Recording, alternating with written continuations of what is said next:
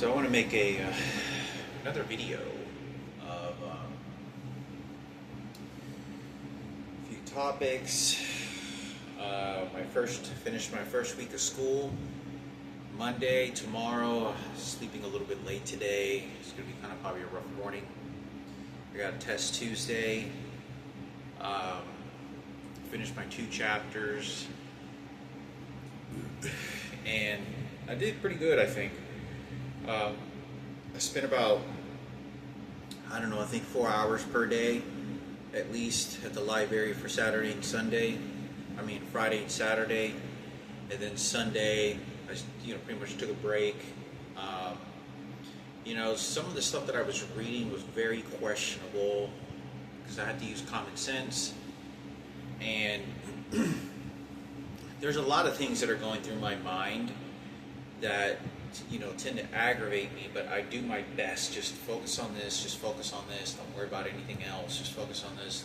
God, help me get through this. Jesus, help me get through this. Just focus on this, don't worry about that other stuff. And I can't control that, but it feels almost like a landmine waiting for me to step on. And like and it's inevitable that I will, and and that's very upsetting because, I don't want to make a whole discussion on this, but there's a lot of, I think, shifting and sort of pivoting to okay, well, ta-da, you get this understanding. Ta-da, you get this understanding. It may be due to smooth out the impact of the reality, but at 42 years old, it did very much ring a bell when it comes to when you start to get into your early 40s to late 30s, you become more settled in that sense of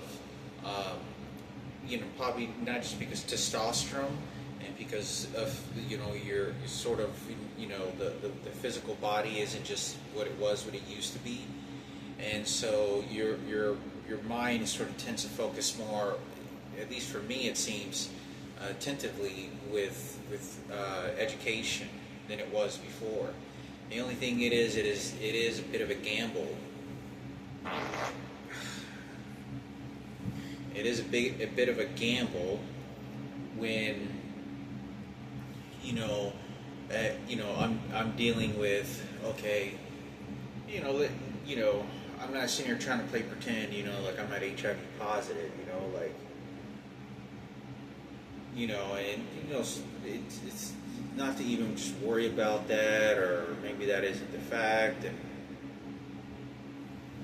And I had a transplant, and I had to fetch out my own survival, and I just can't do it without the Lord because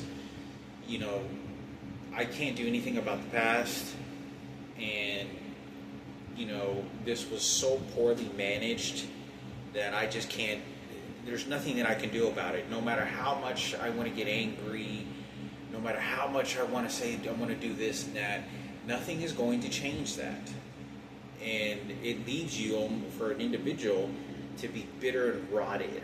You just like rot in your own filth, and that's not a good thing. But they have these pivoting psychology shit they're just doing that is so, I don't even know who can watch these videos. Like, they were fucking giving me nightmares and shit with these electronic devices. My fucking ankles or my shins were curling and shit in the middle of the night. They're shooting these electronic devices. One day when I was on the bus or some shit that makes you feel like you convert to a transgender or some shit. It was fucking gross. It makes you feel like you're some sort of conspiracy shit for government assassination. I mean, all kinds of shit. And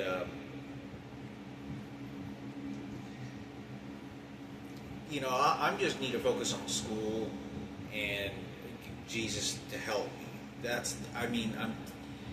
Even if that's what the evil people did, and I will always believe that, and then they'll get me to change my mind that it wasn't, but I have to focus on Jesus. Jesus, Lord, help me get through this. I need your support, Lord Jesus, to guide me, to help me create a path, because whatever they're doing to me is way out of my ability to understand, and they're doing it for control out of your ability. And I always have to have faith that there is a Jesus God that exists, that I will not test his strength or his might. And that's why I think faith is beautiful, because it's not challenging.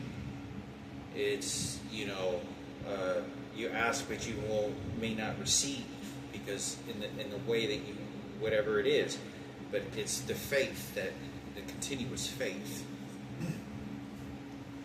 And it's very challenging beyond any words that I can make in a video. Because there's so much bad shit, it's almost kind of feels like I'd have to, it almost feels like I'd have to be around situations that are just really bad to almost sometimes make me think to myself, life is a lot more precious, and more grateful for what I do have. And that's more important, because focusing on whatever they're getting my mother to do it, I know and I believe my mother's not in a good state. Whatever test runs they may be running, it isn't going to change shit. Like, there's a lot of things that I have to add conversation and videos that I don't get the chance to. Why some of the things I get really fucking pissed and start saying crazy shit. Because there's more details that I haven't put on video yet, and why I have good reason, or feel like I do. But the world is such an awful place. The world is full of parasitical fucking people. It is not until something bad like this happens, then people wanted to feel fucking sorry for me, or if they ever did, or claim that they did. The magnitude of shit that I was dealing with at 25 years, you should never be doing that shit to a 25. You're not going to run a suicide down the rat hole game on no bullshit, because that's exactly why they do that. But when you deal with the president and you deal with his orders and their fancy, there's not going to be a discussion. Leave it to the Lord, Jesus, God, because they will beat your ass. They will beat the fuck at your ass. You're gonna do what they tell you to do, what they train you to do. If they tell you you're gonna fucking like, the color orange, on everything you wear, you're gonna fucking like that, because they trained you and you wired it. You're not gonna have a choice in any existence of life. They've broken all the chambers of all human existence, and I think that. I think it's just particular in my situation. I know all the friends I have, they ain't being beaten the fuck out of electronic. They're perfectly fine. They may got all kinds of crazy other shit going on, but they're not going to have no fucking imprisonment and shit that they're doing to me. But this world it is a very, very, very bad place. Like, there's a lot of bad suffering. You see people with missing arms and legs. Let me tell you something. Just 3 days ago, was it 3 days? Yeah, it was, my last week. On Thursday, I saw a guy. This is 100-degree weather outside, and he was wearing a mask. He said he was 67 years old, and I didn't notice. I didn't notice. I thought he was just wearing a mask. I thought I saw him earlier on the bus.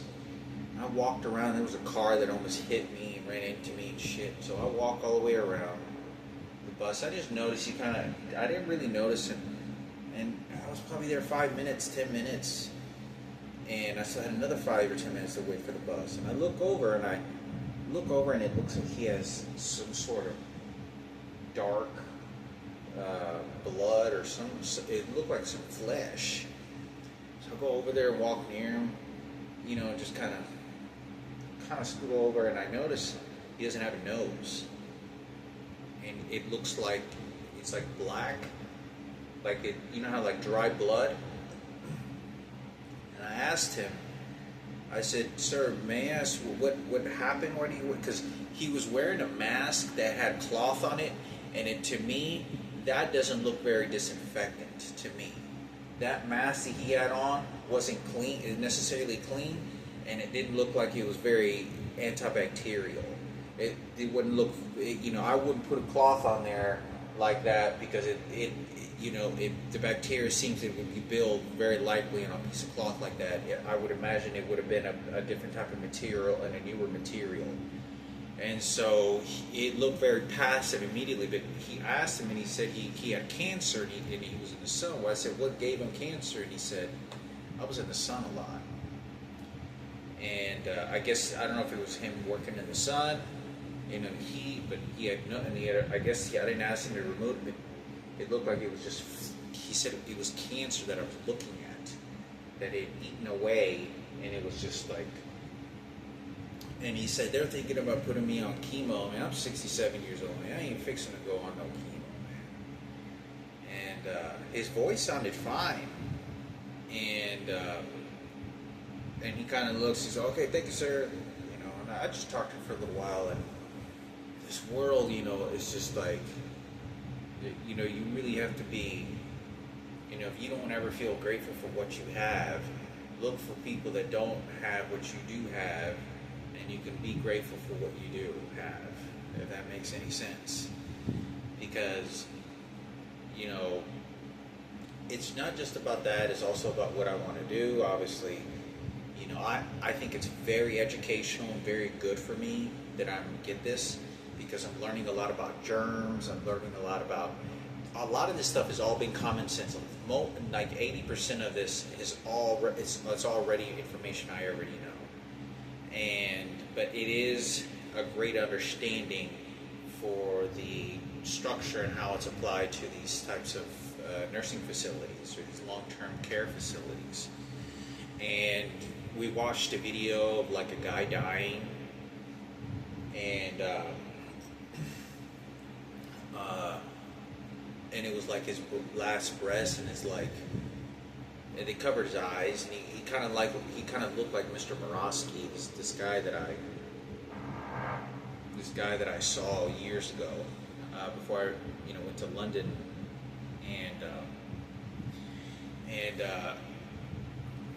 there's sort of this, they just kind of tell you like, the death phases. So we really didn't talk very much about that a whole lot, but we just kind of skimmed through it. I'm sure we'll probably get later more into the chapters.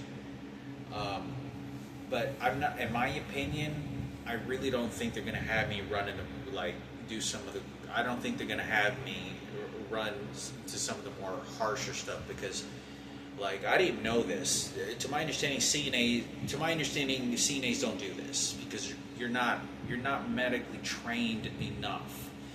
Now, CNAs may have been in the 80s, maybe early 90s, but not in the last 25 years, 30 years, in my opinion. But I don't know that you would have had such a low education of easy academics, people dealing with death, people in rooms that are dying, sick, because, there's a lot of people coming in foreign countries, but then again, who's really want us to do that position in compassion, right? For little amounts of money.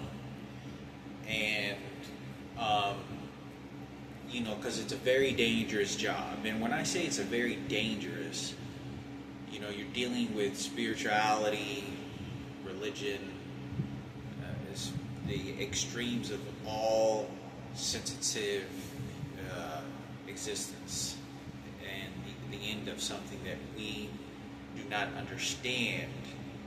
And it's like the ultimate question of all human life. What is God? What is this? And what exactly this and this? And all the questions that everybody has. These are the same. We all have that same question. And it's all going to happen to us, all of us, at one given point. And we don't ever want it to happen. We want to, feel loved by this superior God universe, and we don't want to be the one that's lucked out, with a missing face, with the missing eyes, and missing limbs and shit, burned on the body, all over your body. You don't want it. You want to end up, and there's safety precautions, but anyway, they're going to have us. I read this, and I heard one of the other guys kind of giggle about it, but it's having. They said that, and I heard one of the teacher said this. He goes, "Yeah, we do that." He said that when somebody dies, they'll have the CNAs, like if the people in my class will be washing the bodies and like give it a bath, like I guess on a gurney, like do like a towel, a bathe after a person is deceased. Like I read in this book, which was very questionable because to me the book seems, be honest, it seems like they had some shit in there that wasn't any good. I know for a fact, at least there's it. But anyway, it said in the book, we give some sort of, toward the end of the chapter, we give a bathe, like a light wash bathe to the body, and after we need to close the eyes of the patient and give obviously all the stuff that goes into the family, but to my understanding, that's a different department. It's sort of it's a different department.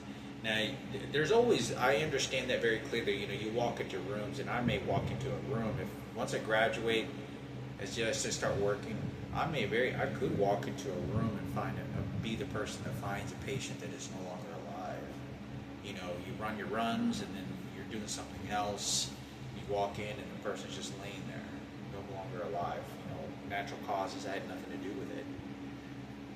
That's why I believe it's extremely important that I do the best that I can with this, because it's not something that I'm taking lightly.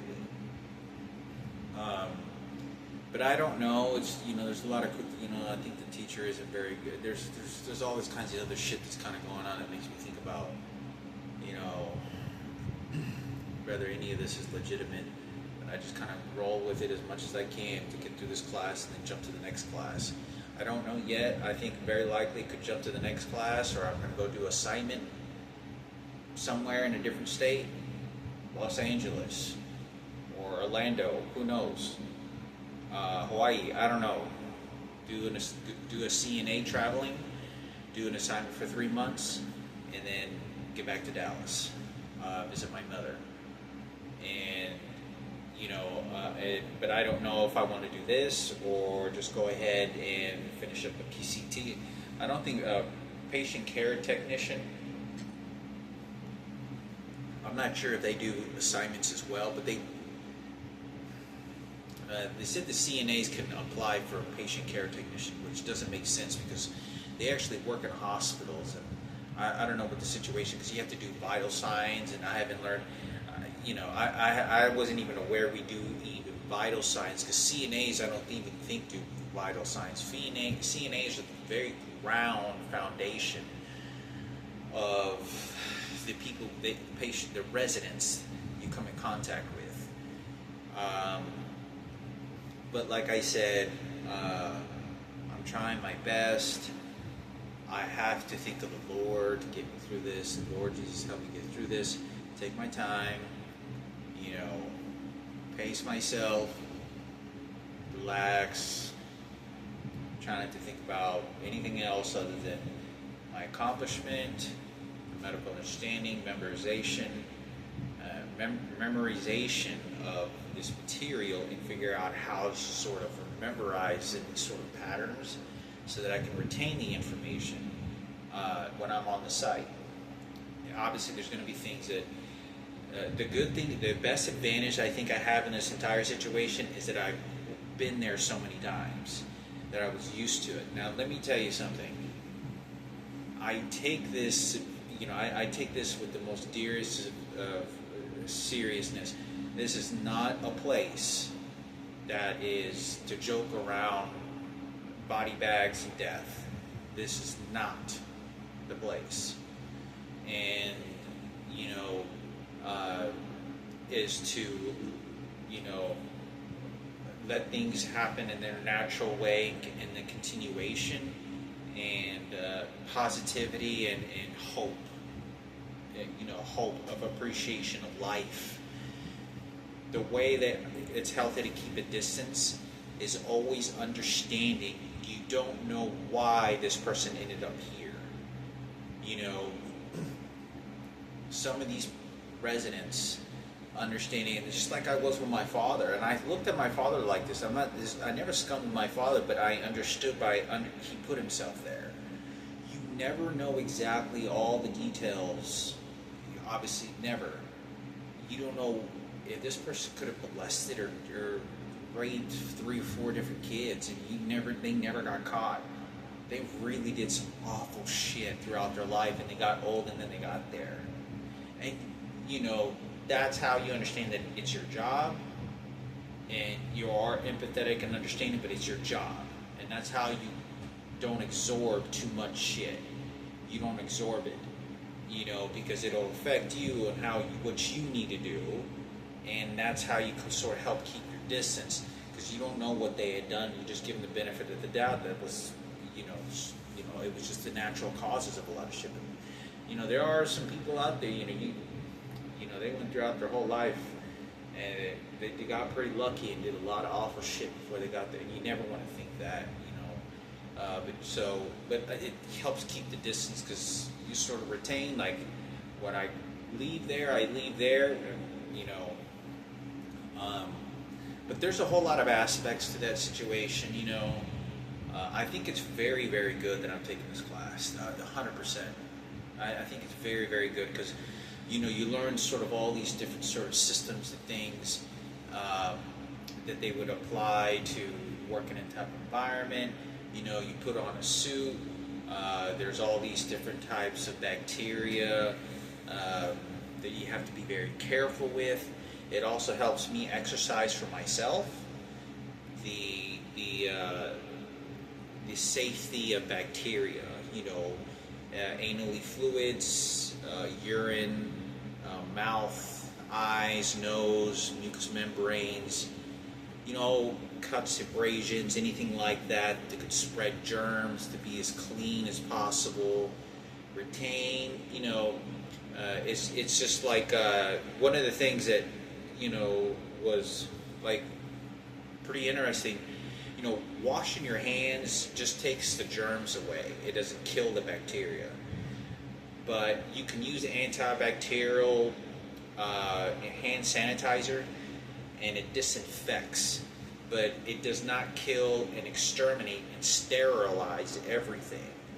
What it does is it disinfects enough to a percentage to it can be considered as disinfected. Sterilization completely exterminates, including the spores of, say, equipment or tools used in the medical field, so that it can be applied at the highest level to prevent any type of germinization. And so, you know, that's just kind of going on with me. But I'm hoping to be able to retain this stuff. I am kind of like thinking, hey, I hope I'm going to score like 100 on this test.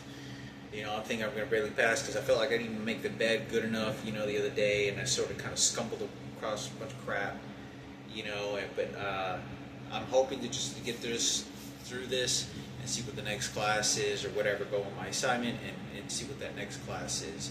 And you get medication aid as well. You know, so I got some pretty good notes. I had to skim through them, so I had to kind of get to this room. I think I did pretty good. I did decent, you know. I just have to kind of get used to. The only thing is right now is, man, I've been spending way too much money, and that's very frustrating, because, you know, I spend like $20 to get like a meal, and that's like outrageous to me. You know, I get like fried fish, you know, and so, but, you know, I take this very serious, you know, because I myself, okay, one of my biggest dreams is to work at that hospital that I had my bone marrow transplant.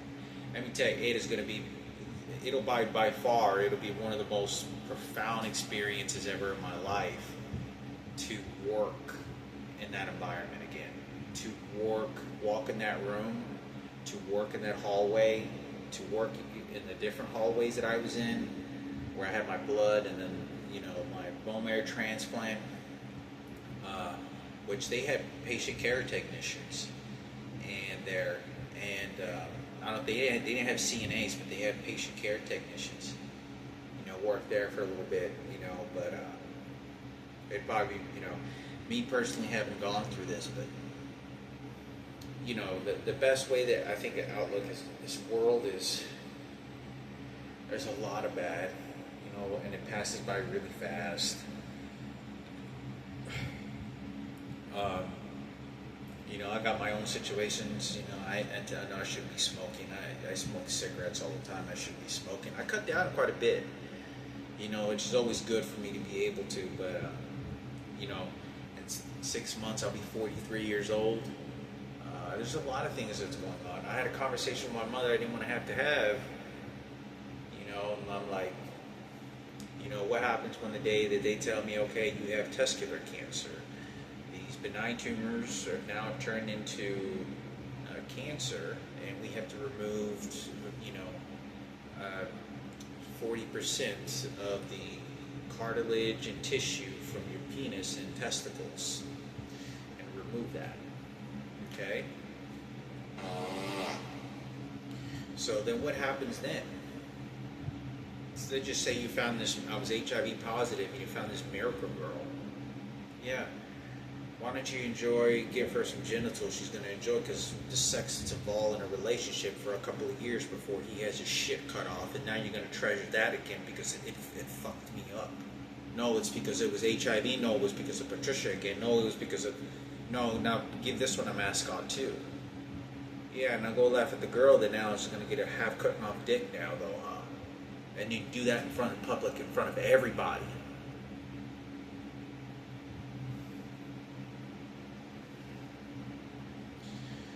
You know, but like I said, I take this, you know, this is not a game, you know, and it is important for me, you know. It makes me think too. It's like when I saw my sister, Michaela, and I didn't even know at the shelter, I had these Buddha symbols and I had whatever, and it was the sort of jade green, whatever, Buddha. I was just, because there was so much shit that was going on, and I kind of wanted to bring peace to the situation, and I couldn't, because it was just, and I thought, you know, God, if I had really had some crucifixes and sort of been more directed with that, maybe that really would have worked. Me figuring that out, so this was my sister. And I didn't, because the Lord didn't bless me exactly at that moment. It was right in front of me. There's your sister. Had I been aware of that. But so anyway, so I'm hoping to. It's really late right now. I'm making this 30-minute video, and I'm tired as hell. I'm gonna get like 6 hours of sleep, and I have a full day of 4 hours of school. So yeah, there's some other topics I guess I'll come by and talk about, and I don't know. We'll see how it goes. You know, I want to get through these 3 weeks. I want to just score really well. I just really want to score really, really, really well. And I'm trying to figure out how to retain this information the best way I can, but so much of the problem is, I think, is like they shoot these electronic devices that make me forget. And so when that happens, the individual then tends to not, at least for me, what I tend to happen is I get scared to retain the information. And when I know that I can, and I sort of just dismiss it, and that's very bad, because you want to remember and retain, to my understanding, this information for the exam and test, and you really understand it because you can apply it to your work and whatever it is you need to do. And you know, when I'm going through this material, I want to retain as much as I can, because sometimes I'll skim through and read. You know, when that test comes, I have to be able to at least do the best that I can.